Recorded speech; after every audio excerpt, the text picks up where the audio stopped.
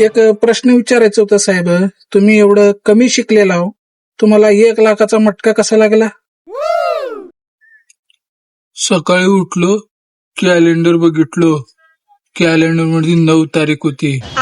बाहेर येऊन आकाशात बघितलो तर 5 पक्षी दिसले. मग काय केला गुणाकार. 9 गुणिले 5 41. लावला आकडा, उडाला खटका. हाय की नाही? पण साहेब 9 गुणिले 5 45 होत्या, तुम्ही 41 कस का लावलो? हा, बघा बर, मी जास्त शिकलेलो असतो तर मला मटका लागला असता का? Tecnologia!